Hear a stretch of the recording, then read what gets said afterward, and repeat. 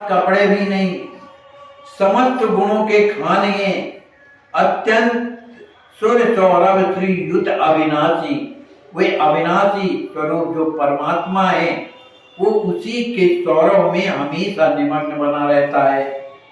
उनके नेत्रों से हमेशा अविरल प्रेमाश्रु बहते रहते हैं। सुरपति समता करे न तासु, ऐसे प्रेमियों की समता तो देवराज इंद्र भी नहीं कर सकता है। कानन भवन एक समताई, जाके हरि तज दूसर नहीं। चाहे वो जंगल में रहे चाहे भवन में रहे, उन्हें एक ही समान दिखाई देता है, एक ही समान लगता है, क्योंकि उनके जीवन में भगवान के अतिरिक्त किसी दूसरी वस्तु की कामना ही नहीं है। आगंतुक सेवा परिचर्या, परम पुनीत रहे दिनचर्या। अपने घर में आए हुए जो आगंतुक हैं उनकी सेवा करना, यही भक्त का लक्षण है। वो हमेशा बड़े पवित्रता के साथ उनकी सेवा करते हैं। उनकी जो दिनचर्या है जैसी बनी है यथावत बनी ही रहती है। यही प्रकार सो सियवर ध्यावे, सो साकेत परम पद पावे। श्री राम जीवन शरण जी से संत कहते हैं, भैया इस तरह से जो जीवन अपना श्री सीताराम जी के प्रति समर्पण करके और उनकी की चिंता करता है, उनका ध्यान करता है, तो निश्चित रूप से उसे साकेत धाम की प्राप्ति होती है। धर्म भागवत विमल कई, बार बार समुझाए। संत गवन कीनो सकल, दियो भेंट हर्षाए। भागवत धर्म की जो रहनी है, जो कर्तव्य है, उन साधुओं ने उन दोनों दंपतियों को बार बार समझाया। समझाने के बाद उन्होंने श्री राम जीवन शरण जी से विदा मांगी।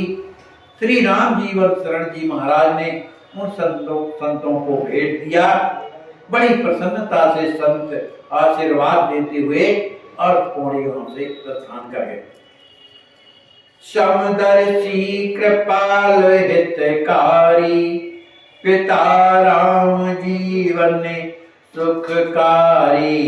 परम तपस्वी व्रति धुरीणा, विप्र वृत्ति अति विज्ञ प्रवीणा। श्री राम जीवन शरण जी महाराज के जीवन की स्थिति को बताते हुए कहते हैं कि परम समदर्शी, सबके प्रति उनका दया का भाव, क्योंकि वो दयालु थे, सबका हित करने वाले, सबको सुख प्रदान करने वाले, परम तपस्वी, व्रति धुरीणा माने अपने जो उनका धर्म है उनमें वो परम तप माने धुरीण थे, माने उसी के अनुसार चलते थे। उनकी वृत्ति क्या थी कि कथा भी सुनाते थे और किसानी भी करते थे, यही वृत्ति है उनकी। कृषक धर्म वेदता गुण सागर, कृषक है और धर्म वेदता किस तरह से ब्राह्मण को अपना जीवन चलाना चाहिए, उस तरह की उनकी वृत्ति थी। गुणों के सागर थे। महामहिम कुल माने उनका कुल कहता महान था, माने कुलीन कुल के थे। उनका जीवन में शील जो है, उनके शील के संबंध में सभी कोई अच्छी तरह जानते थे। वे क्या है, बसत गृहाश्रम सुर जानी, वो गृहस्थ आश्रम में रहने वाले जो परम भागवत और ब्राह्मण थे, लेकिन कैसे थे, अमानी, किसी से कुछ मानते नहीं थे। तासुतियाय अतियाज्ञाकारी, सकल भांति पति के अनुहारी। दिनचर्यायति देव्य बनाई, बसत भवन तपसी की नाई। इसी तरह से उनकी जो धर्म पत्नी है वो बड़ी आज्ञाकारिणी है। सकल भांति पति की अनुहारी, जैसा पति चाहते हैं ठीक उन्हीं के अनुसार उनका आचरण था। उन दोनों की दिनचर्या कैसी थी, अत्यंत दिव्य मन सुंदर थी। दोनों को स्नान करना, दोनों भगवान का भजन करते थे, सेवा करते थे। इस तरह से तपस्वी रूप में वे दोनों के दोनों पौड़ी ग्राम में निवास करते थे। सेवा प्रति दया की सागर माने जो रानी थी हमेशा सेवा परायण थी और दया लगती थी उनको। पतिव्रता थी, गुणों और शील की उजागरी थी। शुद्ध पति दूनों प्राण समाना। श्री रानी जी को उनका जो पुत्र तिलकधारी और उनके जो पति श्री राम जीवन शरण, वो दोनों को प्राणों के समान मानती थी। मान करत सेवा विधि नाना, इन दोनों की सेवा बड़े विधि विधान से करती थी। हर्षित दंपति विप्रवर करत जगत के काम, जपत षडाक्षर मंत्रवर गावत सीताराम।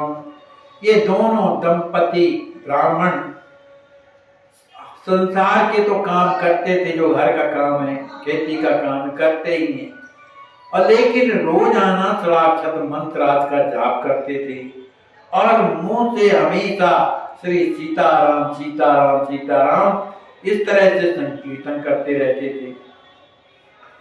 सदगृहस्थ गुरु वेग सुजाना, वैष्णव धर्म चार महाना, कुल गुरु से दीक्षित दो प्राणी, राम भक्त दंपति गुण खानी। ये गृहस्थ में तो थे लेकिन सदगृहस्थ थे। सदगृहस्थ कौन कहलाता है? जिनके यहाँ कोई भी पहुंच जाए बड़े आदर भाव से उनकी सेवा करना। हमारा जो धर्म है, हम वैष्णव हैं या ब्राह्मण है तो ब्राह्मणों के कर्म को करना। वैष्णव धर्माचार, वैष्णव धर्म का जो आचार्य हैं उसको करते थे। लेकिन इनके जो गुरु थे कौन थे? कुल गुरु, माने जो जिस गुरु से उनके पिताजी दीक्षा लेते आए, उनके बाबा दीक्षा, उन्हीं गुरु की परंपरा से ये जुड़े थे। लेकिन इन्हें मंत्र क्या मिला? श्री सीताराम जी महाराज का मंत्र मिला। पौड़ी गांव के पास खजूरी का ताल नामक एक ग्राम है। वहां श्री हनुमान जी महाराज तालाब की मेड़ में विराजे हुए हैं और ये अत्यंत ही सुंदर प्रसिद्धि, श्री हनुमान जी महाराज की बड़ी प्रसिद्धि, परम मनोहर मंगलकारी, बड़े ही सुंदर और सबका मंगल करने वाले। संत निवास करें कछुआई, दर्शन लाभ ले अधिकाई। संत लोग वहां पहुंचते, श्री हनुमान जी महाराज का दर्शन करते और उनका दर्शन करने के बाद उन्हें बड़ा सुख मिलता था। और हनुमान जी महाराज का नाम क्या था? संकट मोचन। संकट मोचन हनुमत नामा, श्री हनुमान जी महाराज का नाम था संकट मोचन, जो अत्यंत ही सुंदर दिव्य बड़े तेजों में थे। बाग तड़ाग साज सुगदाई, हनुमत कृपा कोर अधिकाई। और जिस मेड़ में वो बैठे हुए थे वहां तालाब की मेड़ थी, तो तालाब बड़ा ही सुंदर था। हनुमान जी की कृपा से सभी कोई हनुमान जी का दर्शन करने आते थे। शांत एकांत क्षेत्र भय हारी, वो क्षेत्र कैसा था? शांति वातावरण वाला और सबके हृदय का भय हरने वाला। क्यों? कि वहां पर हनुमान जी ही विराजे हैं, जो संकट मोचन है, जो सबके संकट का मोचन करने वाले। सुमन सुगंधित बहत बयारी, वहां बगीचे भी थे तो सुंदर शीतल मंद सुगंध हवा भी बहती थी। जाय विप्र दर्शन करत, पूजत सहित सनी, संत दरस हर्षित हृदय, लौटते अपने गे। इधर श्री राम जीवन शरण जी महाराज रोजाना खजरी ताल में जो विराजे संकट मोचन हनुमान जी महाराज है, उनका दर्शन करते थे, उनकी पूजा बड़े प्रेम से करते थे। जब वहां पूजा करते थे तो वहां संतों का भी दर्शन होता था, तो संतों का दर्शन करते हुए हृदय में प्रेम भरा रहता था, उसी स्थिति में अपने घर को वापस आ जाते थे।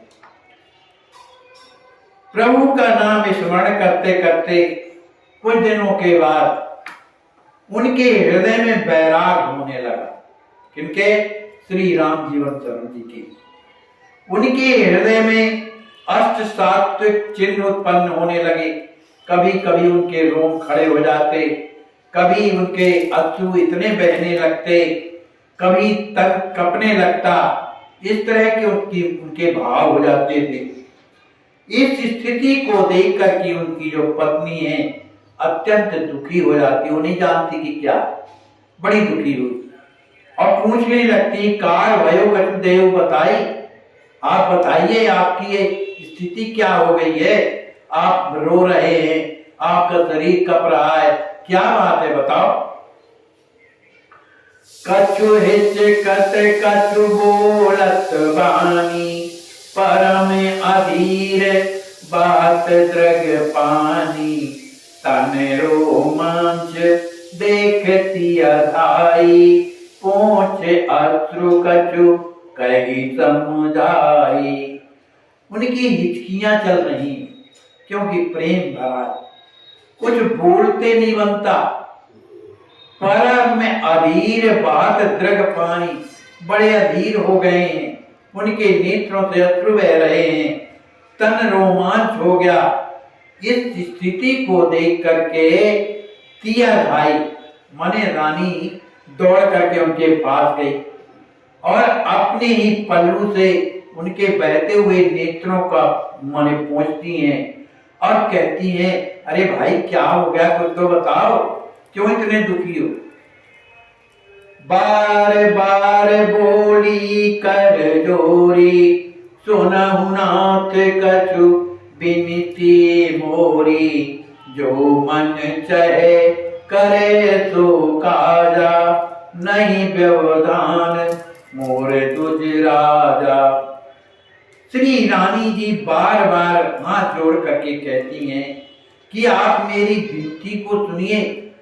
आपको ये लग रहा होगा कि मैं कुछ करना चाहता हूँ, उसमें कहीं आप व्यवधान न मानो, तो ऐसा मत सोचो, जो मन चाहे तो करे तो काजा, जो आपके मन में इच्छा हो वो आप काम पूरा करें, नहीं व्यवधान, मैं किसी तरह का व्यवधान नहीं करूंगी। सब विधि रानी परम सयानी, पलक सदृश कर तीन गिरानी, तब कामर की बात बतायो, पूरी तरह से जिए अकुलायो। रानी परम गंभीर हैं। सयानी कौन है? जिनके अंदर गंभीरता है, धीरज, वो गंभीर परम सयानी कहलाती है। वे अपने पति को पलकों के समान जो है सुरक्षित रखती हैं, पलक सदस्य करती निगरानी, सुरक्षित रखती हैं। रानी को सब तरह से अनुकूल देख करके श्री राम जीवन शरण ने कहा कि तुम्हें तो ये मालूम है कि जो हमें पुत्र प्राप्त हुआ है, हम आपने श्री जगन्नाथ भगवान से प्रार्थना की थी और ये भी निवेदन किया था कि अगर पुत्र हो जाएगा तो हम आकर के कांवर चढ़ाएंगे। तब कांवर की बात बतायो तो कांवर चढ़ाना है, इस बात को कहा, पूरी तरह से जी अखलायो। अब मेरा जो हृदय है जगन्नाथ भगवान का दर्शन करने के लिए व्याकुल हो रहा है। परम सयानी धीरे धरी, सिय राम गुण गाय, कर सचेत चरणन परी, लाई साथ बुलाए। राम जीवन शरण महाराज बाहर खड़े हो, अंदर वाले कक्ष में नहीं पहुंच पाए। परम सयानी है, हृदय की सब माने अपने पति को सुख देने के लिए श्री सीताराम जी का गुण तो माने नाम हमेशा स्मरण करती रहती थी।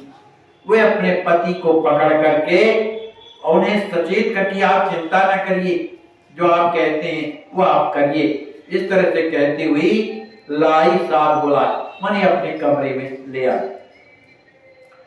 बाल उठाए गोद बैठारी, भोजन की कछु कीन तैयारी, प्रभु प्रसाद बालक संग पायो, करत बत कई समय बितायो। श्री राम जीवन शरण जी महाराज को अपने कमरे में ले जा करके सुंदर आसन पर बैठाया और तिलकधारी जी को उठाया, उन्हीं की गोद में दे, क्योंकि उनकी भी तो ममता है उनके प्रति। जैसे गोद में बैठाते हैं, उनके हृदय के जो दुख था वो सुख में परिणत हो गया। इधर रानी कुछ भोजन की तैयारी करने लगी। प्रसाद जब बन गया, भगवान का भोग लगाने के बाद श्री राम जीवन शरण जी ने अपने बालक के साथ में भोजन को पाया। इस तरह से पति पत्नी एक दूसरे से बात करते हुए कुछ समय बीता। समय पाए रानी समझाई, कछु छिपाए कछु दियो बताई, नश्वर जगत जीव अविनाशी, पर ब्रह्म सुख आनंद राशि। समय पा करके रानी ने पूछा कि आप इतने अधीर, आपकी आंखों से आंसू बह रहे हैं, आखिर ये क्यों इतने से आप दुखी हो रहे हैं? तो चूंकि राम जीवन शरण जी को तो ये तो निश्चित मालूम है ना, क्योंकि जो उनके ज्योतिषी थे पाठक जी, उन्होंने बता दिया था कि कुछ दिनों के हो रहे हैं, तो इस बात को उन्होंने छिपा दिया।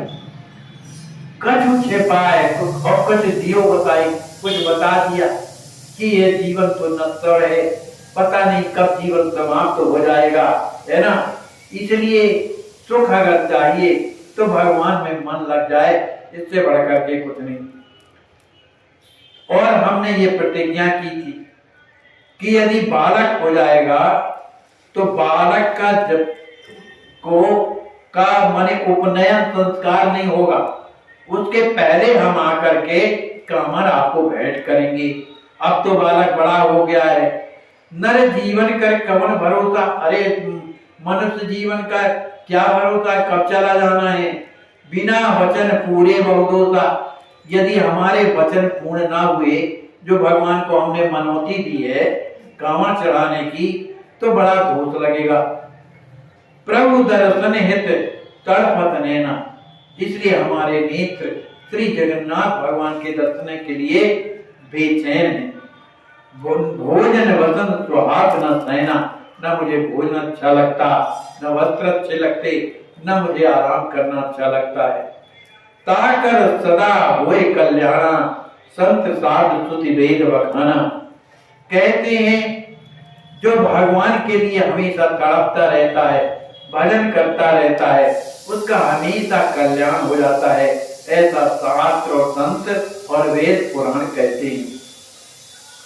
मेरी इच्छा है पूरे बंधु सुजन समेत पावन, दरस हित पुर जाई हो, निज इष्ट चरण बिलोक सादर, जन्म फल निज पाई हो। भवताप नाशक मोक्षदायक, ईस पुर अवलोकियो, यदुवीर कृपा निकेत मूरत, भगिनी भ्रात बिलोकियो। कहते हैं मेरी जो इच्छा है, मैं चाहता हूं कि मैं अपने बंधु स्वजन माने परिवार के समेत जाकर के जगन्नाथपुरी में जाऊं और जगन्नाथ भगवान का दर्शन करूं। अपने इष्ट देव जो जगन्नाथ महाराज हैं, उनके चरणों का दर्शन करके अपने जीवन को सफल करूं। उनका दर्शन भवताप, इस संसार को के ताप को मिटाने वाला, मोक्षदायक, मोक्ष को प्रदान करने वाला ऐसे प्रभु का मैं जब दर्शन करूंगा, ऐसे कृपा निधान जो यदुवीर श्री कृष्ण हैं, जो कृपा के धाम हैं, मूर्त उनके साथ में मूर्ति किसकी है? भगनी, उनकी बहन जो सुभद्रा है और भ्रात उनके भाई जो बलराम है, उन सबका मैं दर्शन करूंगा। नर देह पावन दुख न सावन, सकल सुकृत निकेत है, जप योग साधन प्रेम पावन, भक्ति का साकेत है। धन धाम दायक दोष सहायक मोक्ष का शुभ हेत, भवतरण पोत भवाटवी का प्रभुत साधन हेत। कहते हैं ये मनुष्य जीवन की जो देह है ये पवित्र कब होती है, जब भगवान की सेवा करती है। तो इस पावन देह में भगवान की कृपा मिल जाने से इस देह के जितने दुख हैं सब दूर हो जाते हैं। जप हो, योग हो, साधन हो, ये सब माने भगवान की भक्ति के ही अंग हैं। और इस तरह की भक्ति करने से साकेत धाम की प्राप्ति होती है। जो धन है, धाम है, ये सब दोषों का नाश करने वाले कौन है? भगवान। मोक्ष का शुभ हेत है, माने भगवान फिर मोक्ष भी देते हैं।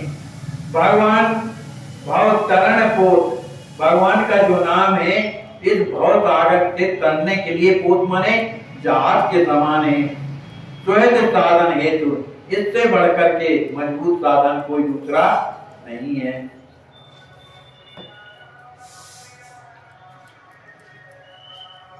भवन क्षणिक सुख देख, नर बूढ़त और उतरात, झूठ सांच बोलत सदा, नाहक जीवन जात। कहते हैं मनुष्य व्यर्थ में ही अपने काम बनाने के लिए कभी झूठ बोलता है तो कभी सत्य बोलता है। इस तरह संसार के क्षणिक सुख के लिए ये मनुष्य इस भवसागर में नित्य निरंतर डूबता जाता है। बोलिए श्री सीताराम जी महाराज की जय, सद्गुरुदेव भगवान की जय, श्री हनुमान जी महाराज की जय। जय जय सीता।